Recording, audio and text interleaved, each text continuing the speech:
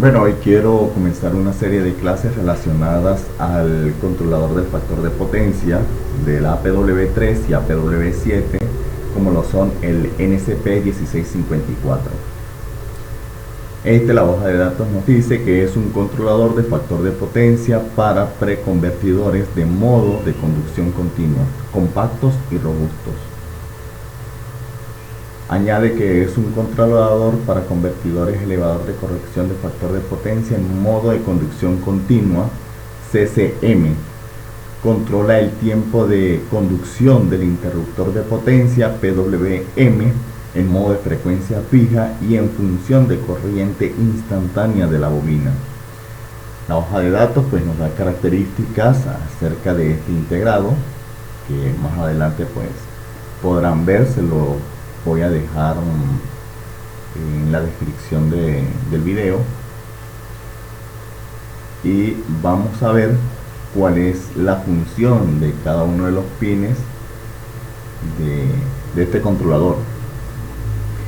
Tenemos el controlador, el pin 1, que es tierra.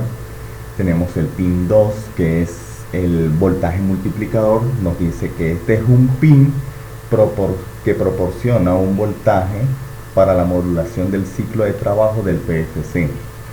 La impedancia de entrada de los circuitos del PFC es proporcional a la resistencia RM conectada externamente a este pin. El dispositivo funciona en modo de corriente promedio si se conecta un capacitor externo CM al pin. De lo contrario, funciona en modo de corriente pico. Ya les voy a mostrar de qué habla esta descripción.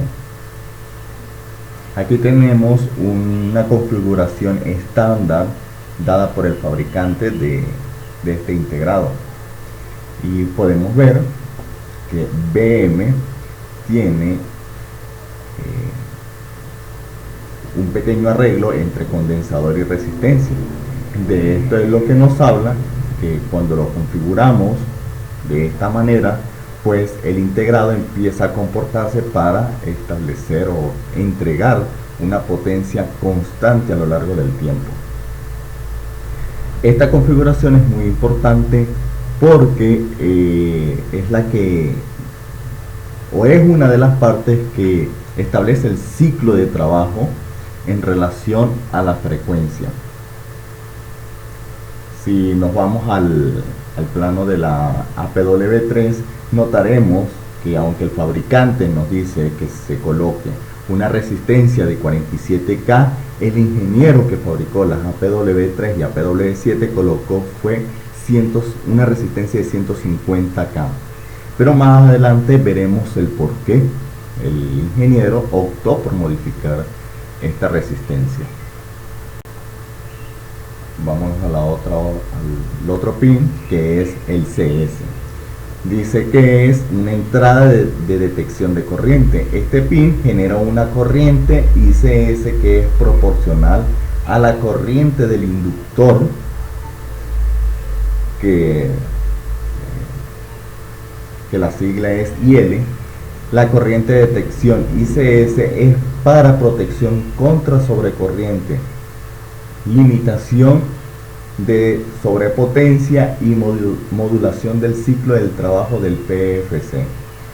Cuando la ICS supera los 200 amperios, se activa la OCP y se desactivan las salidas del variador.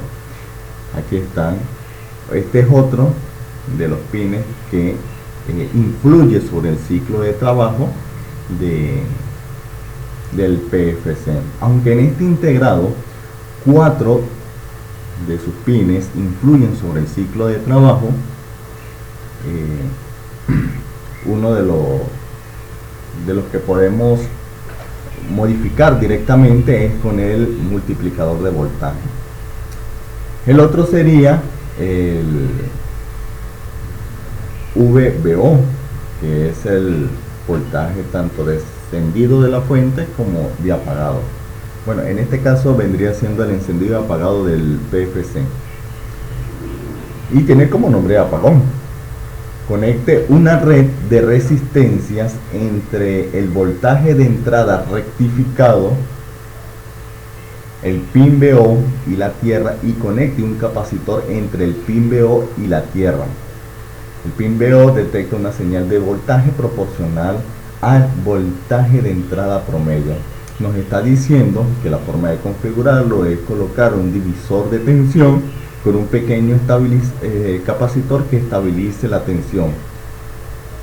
No con una gran capacitancia, de tal manera que suceda un evento y la carga del capacitor pues no le permita al integrado detectar la fluctuación de la red eléctrica, pero sí de tal manera que los cambios tampoco sean tan bruscos.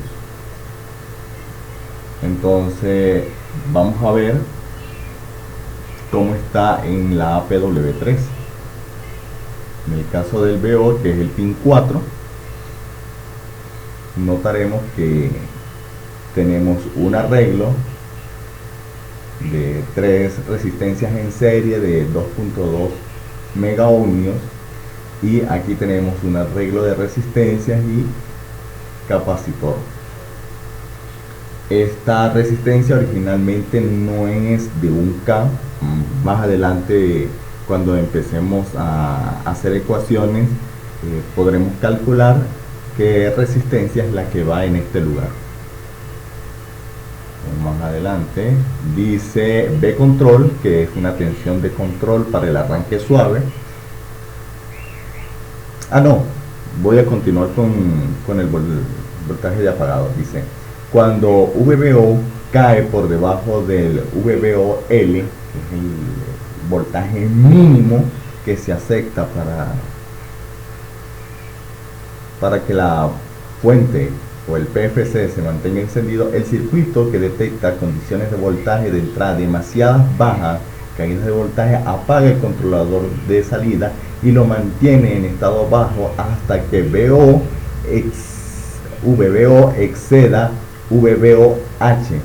Esta señal, que es proporcional al voltaje de entrada RMS de vatios, en relación a vatios, también se usa para limitaciones de sobrepotencia OPL y la modulación del ciclo de trabajo del PFC. Luego vamos con la tensión de control de arranque suave, que dice: el voltaje de este pin B control controla directamente la impedancia de entrada. Este pin está conectado a componentes externos de compensación de dos tipos para limitar el ancho de banda de B control, generalmente por debajo de 20 Hz, para lograr un factor de potencia cercano a la unidad. El dispositivo no proporciona salida cuando V control es menor que V control mínimo. Cuando comienza a funcionar, la potencia aumenta lentamente y genera un arranque suave. Luego tenemos al feedback o realimentación. Este pin recibe una señal de retroalimentación VFB que es proporcional al voltaje de salida de los circuitos PFC. Esta información se utiliza tanto para la regulación de salida, la protección contra sobretensión OVP, como para protección contra subtensión de salida UVP, para proteger el sistema de daños en situaciones de retroalimentación anormales. Cuando VFB supera el 105% del voltaje de referencia, se activa la protección por sobrepotencia y se desactiva la salida del variador. Cuando el voltaje de feedback desciende por debajo del 8% del voltaje de referencia, el dispositivo entra en modo de apagado de bajo consumo. Este pin es la fuente de alimentación positiva, esto es el VCC, pues es la alimentación, y nos dice que tiene un rango de funcionamiento entre 9 voltios y 20 voltios. Y luego tenemos el drive salida del drive, dice que es de alta capacidad de corriente del controlador de compuerta de tipo TOTE y que es capaz de entregarnos 1.5 amperios. Lo hace adecuado para controlar de manera eficaz el MOSFET de alta potencia de carga de compuerta, en este caso que vendría siendo Q2, aunque en APW pues tiene un intermediario que es Q10. Entonces el PFC nos entrega la señal, la envía a Q10 y Q10 amplifica la señal y la envía a Q2.